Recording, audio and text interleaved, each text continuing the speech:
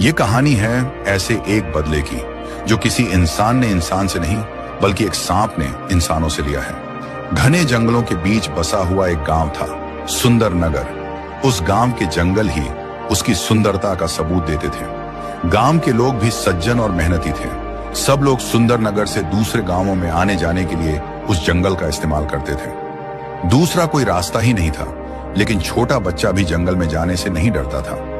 इसका बस एक ही कारण था, जंगल के जानवर और सुंदर नगर के गांव वाले, इनके बीच हुआ एक अलिखित करार। सुंदर नगर के लोग इतने सज्जन थे कि कभी किसी जानवर की जान लेने की बात तो दूर, वो किसी जानवर पर कभी पत्थर भी नहीं उठाते थे। जिस तरह हम इंसानों को ईश्वर ने बनाया है, उसी तरह इन जानवरों को भी, ऐसा उनका पक्का मानना था। वो सब जैसे अपने पालतू जानवरों का ख्याल रखते थे, वैसे ही जंगल से आते जाते समय ध्यान देते थे कि गलती से भी जानवरों को कोई परेशानी ना हो। जंगल के जानवर भी इंसानों के इस भाव को समझते थे और कभी किसी गांव वाले का रास्ता नहीं रोकते थे। उसी जंगल में एक बहुत बड़ा और अद्भुत सांप रहता था। उसने कई साल तपस्या करके कुछ विद्याएं हासिल की थी। भले ही लोग इस बात को नहीं मान सकते, पर दुनिया में ऐसी कई चीजें होती हैं जिन पर आसानी से हम विश्वास नहीं कर सकते। ऐसा ही वो सांप था जिसकी विद्याओं पर विश्वास करना किसी इंसान के लिए मुश्किल था। उस सांप ने इंसानों की भाषा बोलने की विद्या प्राप्त की थी, पर यह बात किसी को पता नहीं थी। सांप की पत्नी थी जिससे सांप बहुत प्यार करता था। दोनों एक बिल में रहते थे और कुछ ही दिनों पहले मादा सांप ने एक अंडे को जन्म दिया था। सांप ने उस अंडे को जंगल में एक बरगद के पेड़ के नीचे छुपा कर रखा था। दिन बीत रहे थे और सांप और उसकी पत्नी अपने बच्चे के अंडे से बाहर आने का इंतजार कर रहे थे। सुंदर नगर के गांव वाले जब भी उस सांप को देखते थे, तब उसे हाथ जोड़कर प्रणाम करके आगे जाते थे। सब उसे महादेव का भक्त समझते थे। सांप भी अपना फन निकालकर इस तरह से हिलाता था मानो प्रणाम करने वाले को आशीर्वाद दे रहा हो। सब कुछ सही चल रहा था। सांप और उसकी पत्नी अपने बिल में खुशी से दिन बिता रहे थे, पर जल्दी ही ऐसा कुछ होने वाला था जिसका उन्हें अंदेशा नहीं था। एक दिन जब चारों तरफ सन्नाटा फैला हुआ था, आज हवा में भी कमी थी और पत्तों की सरसराहट भी नहीं हो रही थी। ऐसे में उस जंगल में 4 हट्टे कट्टे लोग आए, भीमा, राजेश, दिवाकर और प्रकाश। वो उस जंगल में पेड़ काटने के लिए आए थे। उन्हें पता चला था कि उस जंगल में ऐसे कुछ पेड़ हैं जिनकी लकड़ी बहुत महंगी बिकती है। चारों उस जंगल में आकर बात करने लगे। भीमा ने बाकी तीनों से कहा, देखो, यही है सुंदर नगर का वो घना जंगल। यही वो लकड़ी मिलेगी जो सोने के दाम में बिकती है। हाँ, जंगल तो बहुत बड़ा है, पेड़ भी बहुत ज्यादा हैं इस जंगल में। राजेश ने पूरे जंगल में अपनी नजर घुमाते हुए कहा। अब चारों उस जंगल में घूमते हुए पेड़ों को देखने लगते हैं। तभी उन्हें एक बरगद का पेड़ दिखाई देता है। उस पेड़ को देखकर प्रकाश ने कहा, ये देखो कितना घना पेड़ है। मुझे लगता है हमें यही पेड़ काटना चाहिए। हाँ, सही कह रहे हो, इस पेड़ की टहनियां भी बहुत घनी और बड़ी हैं। इसे हम जड़ से ही काट लेते हैं, पूरा का पूरा पेड़ काम आ जाएगा। दिवाकर ने प्रकाश की बात में हामी भरी। चारों मिलकर अब उस बरगद के पेड़ की जड़ में कुल्हाड़ी से वार करने लगे। पेड़ बहुत बड़ा था और उस पेड़ पर कई पक्षियों के घोंसले थे। बंदर उस पेड़ को अपना घरौंदा बनाते थे। कुल्हाड़ी के घाव से पक्षियों के घोंसले टूटकर नीचे गिरने लगे। बंदर भी छी छी आवाज करते हुए दूसरे पेड़ों पर छलांगे मारने लगे। पक्षी अपने घोंसलों को टूटते हुए देखकर जोर जोर से आवाजें निकालने लगे। उस आवाज से सांप अपने बिल से बाहर आया। सांप ने देखा कि कुछ लोग उस पेड़ को काट रहे हैं। चारों ने मिलकर उस पेड़ की जड़ के आसपास बहुत खोद दिया था। उसके ठीक नीचे मादा सांप ने अंडा छुपाया था और अब उस अंडे के समय से पहले टूटने का डर था। सांप ने अपने मन में विचार किया कि इन चारों को रोकना चाहिए। अगर गलती से भी कुल्हाड़ी का वार अंडे पर हुआ तो उनका बच्चा मर जाएगा। पर सांप को उन चारों लकड़हारों को यह बात समझाने के लिए अपनी विद्या का इस्तेमाल करना बहुत जरूरी था। सांप नहीं चाहता था कि उसकी यह विद्या किसी के सामने आए। वो कुछ देर सोच रहा था, तभी वहां मादा सांप आई और उसने भी देखा कि 4 लोग पेड़ के चारों ओर से उसे तोड़ रहे हैं। मादा सांप ने गहरी आंखों से अपने पति की आंखों में देखा। उसकी आंखों में सांप को अंडे के टूटने का डर और अपने बच्चे को खोने का दर्द साफ साफ दिखाई दे रहा था। सांप ने अपनी पत्नी का दर्द समझा और अपने बच्चे को बचाने के लिए अपनी विद्या का इस्तेमाल करने की ठान ली। उसने मादा सांप को बिल में जाने को कहा। मादा सांप के जाने के बाद सांप पेड़ के पास आया। उसने देखा कि पक्षियों के घोंसले टूटकर नीचे गिर गए हैं और कुछ पक्षियों के तो अंडे भी गिरकर चूर चूर हो गए थे। बेचारे पक्षी उन टूटे हुए अंडों के पास उड़ रहे थे जैसे कि वो दुख मना रहे हों। सांप को यह सब देखकर बहुत दुख हुआ। वो चारों दोस्तों के पास आया और उसने कहा, रुक जाओ, इस पेड़ को मत काटो। ये आवाज सुनकर भीमा, प्रकाश, दिवाकर और राजेश को लगा कि कोई आदमी उन्हें पेड़ काटने से मना कर रहा है। भीमा ने कहा, कौन हमें रोक रहा है? अभी उसे मजा चखाता हूं। उसने पीछे मुड़कर देखा तो वहां कोई आदमी नहीं था। सांप ने फिर कहा। तब चारों ने ध्यान से देखा। अब सांप अपना फन फैलाकर खड़ा था।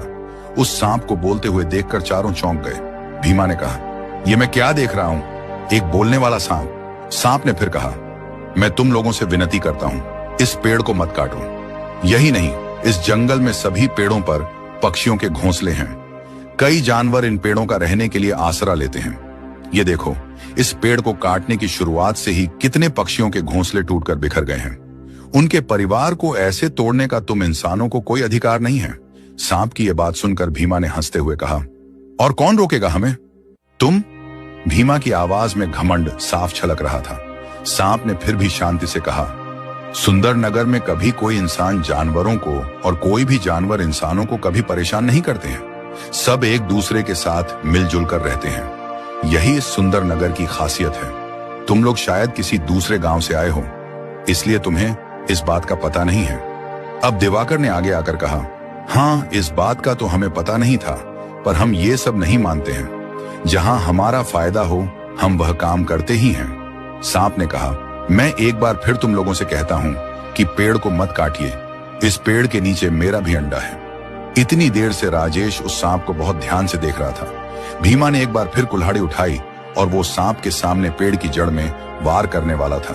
तभी राजेश ने उसे रोका और कहा, रुक जाओ भीमा, ये सांप सही कह रहा है। हमें इस जंगल के नियमों का पालन करना चाहिए। हमें किसी जानवर के घरों को ऐसे तोड़ने का अधिकार नहीं है। चलो हम चलते हैं यहां से। ये सुनकर भीमा ने कहा, अरे तुम ये क्या बोल रहे हो राजेश? हम इतनी दूर आए हैं पैसे कमाने के लिए और अब तुम अचानक मना कर रहे हो। तुम इस मामूली सांप से डर रहे हो? अरे इसके तो मैं अपनी कुल्हाड़ी से एक घाव में 2 टुकड़े कर सकता हूं। भीमा की बात सुनकर हल्का मुस्कुराते हुए राजेश ने कहा, मुझे तुम्हारी इस क्षमता पर बिल्कुल भी शक नहीं है दोस्त, पर मुझे लगता है कि हमें इस सांप की बात मान लेनी चाहिए। हम कहीं और चले जाएंगे, किसी दूसरे जंगल में जहां सूखे पेड़ हों और जानवर ना रहते हों। राजेश अब सांप के सामने आया और उसने हाथ जोड़कर सांप से कहा, मुझे और मेरे दोस्तों को माफ कर दो। हमसे बहुत बड़ी गलती हो गई। हम इस जंगल का पेड़ नहीं काटेंगे। हम चलते हैं। राजेश चलने लगा। दिवाकर, भीमा और प्रकाश को कुछ समझ नहीं आया कि राजेश ऐसा क्यों कर रहा है। वो उसके पीछे जाते हैं। सांप देखता है कि उसका अंडा सुरक्षित है या नहीं। तब उसकी आंखों से आंसू बहने लगते हैं। कुल्हाड़ी के घाव से उसके अंडे के भी टुकड़े हो गए थे। वो भारी मन से अपने बिल में चला जाता है। उसकी आंखों में आंसू देखकर मादा सांप समझ गई कि उसका अंडा नहीं रहा है और उसका बच्चा भी अब कभी जन्म नहीं लेगा। उसकी भी आंखें बहने लगती हैं। वहां जंगल से थोड़ी दूर आकर भीमा, दिवाकर और प्रकाश ने राजेश को घेर लिया। तीनों लगे कि उसने ऐसा क्यों किया। उसने उस सांप की बात मानकर उन्हें क्यों रोका। तब राजेश ने एक गहरी सांस ली और कहा, हमें लकड़ी काटकर उसे बेचकर जितने पैसे मिलते, उससे कई गुना ज्यादा पैसे मिलने की योजना बनाई है मैंने। इसलिए मैंने उस सांप से माफी मांगी और तुम सबको रोका। यह सुनकर भीमा ने कहा, अच्छा, ऐसा क्या करने वाले हो तुम? तब राजेश ने कहा, तुम्हें उस सांप को देखकर कुछ अजीब नहीं लगा? एक सांप और वो भी हमारी भाषा बोलने वाला, ऐसा कैसे हो सकता है? राजेश का सवाल सुनकर प्रकाश ने कहा, हाँ, अजीब तो लगा, पर इसमें हमें पैसे किस तरह से मिलेंगे? राजेश ने अब जोर से हंसते हुए कहा, वो सांप ही हमें पैसे दिलाएगा। राजेश की यह बात सुनकर तीनों चौंक गए। फिर राजेश ने कहा, शायद तुम लोगों को पता नहीं, पर कुछ सांप कई सालों तक तपस्या करके ऐसी विद्याएं हासिल करते हैं। ऐसे अद्भुत सांपों को कई तांत्रिक अपने तंत्र मंत्र की विद्या का उपयोग करने के लिए मदद में लाते हैं। ऐसे सांपों के पास भविष्य देखने की भी नजर होती है। तुम कहना क्या चाहते हो राजेश? साफ साफ कहो, भीमा ने कहा। तब राजेश ने उन्हें बताया कि हम उस सांप को पकड़कर किसी बड़े तांत्रिक को बेचेंगे, जो हमें उस सांप का मुंह मांगा दाम देगा। फिर तो हमारी चांदी ही चांदी हो जाएगी। ये बात सुनकर सभी हंसने लगे। अगले दिन उन्होंने जंगल में एक जाल बिछाया। सांप जब अपने बिल से बाहर आया तब वो उस जाल में फंस गया। जाल में फंसने के बाद सांप जोर जोर से फुफकारने लगा। उसके फुफकारने की आवाज सुनकर मादा सांप बिल से बाहर आई। उसने अपने पति को ऐसे जाल में फंसा हुआ देखा और उसे बहुत दुख हुआ। वो उन चारों को डसने के लिए उनके पास आने लगी। तब सांप ने उसे बिल में जाने का इशारा किया। सांप नहीं चाहता था कि उसकी पत्नी को कोई नुकसान पहुंचे। उसे लग रहा था कि उसकी पत्नी बिल में चली जाएगी तो वो लोग उसे कुछ नहीं करेंगे। मादा सांप बिल में चली गई, लेकिन दुष्ट भीमा ने उस बिल में आग लगा दी और मादा सांप की झुलसकर मौत हो गई। अब सांप को बहुत ज्यादा दुख हुआ। पहले उसका बच्चा और अब उसकी पत्नी को उन 4 लकड़हारों ने उससे छीन लिया था। सांप की आंखों से आंसू बहने लगे, पर वो आंसू सिर्फ दुख के नहीं, बदले के भी थे। सांप ने अपने मन में यह निश्चय किया कि वो उन चारों को ऐसा सबक सिखाएगा कि वो जिंदगी भर याद रखेंगे। भीमा और राजेश उस सांप को एक सुनसान जगह पर एक झोपड़े में लेकर गए, जहां प्रकाश और दिवाकर पहले ही एक तांत्रिक के साथ बैठे हुए थे। तांत्रिक ने सांप को गौर से देखा। सांप बहुत बड़ा, काला और लंबा था। उसका फन भी बहुत फैला हुआ था। उसके फन को देखकर सांप की उम्र का अंदाजा तांत्रिक लगा रहा था। तांत्रिक ने सांप को ध्यान से देखा और कहा, वाह, तुम लोगों ने तो बेहद कीमती सांप पकड़ा है। ऐसा सांप आमतौर पर बहुत कम पाया जाता है। इसके फन को देखकर लगता है कि यह लगभग 100 साल का होगा। राजेश ने बताया कि यह बोल सकता है, पर यह अभी नहीं बोलेगा, क्योंकि ये सांप अपनी विद्या का इस्तेमाल सिर्फ उसी समय करते हैं जब उन्हें सबसे ज्यादा जरूरत हो। राजेश ने पूछा, तो क्या आप इसे नहीं खरीदेंगे? ये सुनकर तांत्रिक ने कहा, मैं इसे जरूर खरीदूंगा। इससे बातें कैसे बुलवानी हैं, ये मैं जानता हूं और इसका मुझे बहुत फायदा होने वाला है। ये सांप सुंदर नगर का है। सुंदर नगर के जानवर कभी किसी की हत्या नहीं करते हैं, इसलिए इससे डरने की भी जरूरत नहीं है। ये सांप मुझे सबसे महान तांत्रिक बनने में मदद करेगा। तांत्रिक के साथ चारों हंसने लगे। तांत्रिक ने सबको बहुत सारे पैसे दिए और चारों दोस्त जाने लगे। तब तांत्रिक ने कहा, रुको, तुम्हें उस जंगल में एक ऐसा सांप मिला है। इसका मतलब है कि उस जंगल में ऐसे और भी सांप हो सकते हैं। हो सकता है कि उनमें से कुछ अभी गुप्त तपस्या कर रहे हों। तुम उन सांपों को भी ढूंढ लाओ। कोई भी ऐसा सांप जो बाकी सांपों से अलग लगे, उसे पकड़ कर ले आओ। ऐसे दुर्लभ सांपों की हमारी दुनिया में बहुत जरूरत भी होती है और कीमत भी। अरे, ऐसे सांप तो पैसों की बारिश करवाते हैं। तुम सब भी मालामाल हो जाओगे। ये सुनकर अब चारों के मुंह में पानी आ गया। उन्होंने तांत्रिक से कहा कि हम जल्दी ही और सांप आपको लाकर देंगे, और चारों चले गए। सांप ने उनकी सभी बातें सुन ली थीं। अब झोपड़े में सांप और तांत्रिक ही थे। तांत्रिक ने सांप को जाल से बाहर निकाला और अपने टोकरी में भर रहा था। तभी सांप ने मौका देखकर तांत्रिक के हाथ को डस लिया और बस इतना ही जहर उसके शरीर में छोड़ा कि तांत्रिक का हाथ काम करना बंद कर दे। तांत्रिक के हाथ से सांप छूट गया और सांप ने कहा, सुंदर नगर के जानवर किसी की हत्या नहीं करते, पर बदला जरूर लेते हैं। अब सांप तेजी से रेंगते हुए चारों दोस्तों के पास आया। उसने अपना फन इस बार बहुत ज्यादा फैलाया और जोर जोर से फुफकारने लगा। उसने सबसे पहले भीमा के दोनों हाथों को डस लिया। भीमा दर्द के मारे चीखने लगा। फिर राजेश की आंखों में अपना जहर छोड़ दिया। राजेश अपने दोनों आंखों पर हाथ रखकर चिल्लाने लगा। प्रकाश के पैर पर डस लिया और दिवाकर के सिर पर। वो दोनों भी दर्द के मारे चीखने चिल्लाने लगे। उन चारों के शरीर में सांप ने बस इतना ही जहर छोड़ा था कि उन चारों के शरीर के हिस्से काम करना बंद कर दें। भीमा के दोनों हाथ, जिन्होंने कुल्हाड़ी से सांप के अंडे को तोड़ा था, वो निकम्मे हो गए।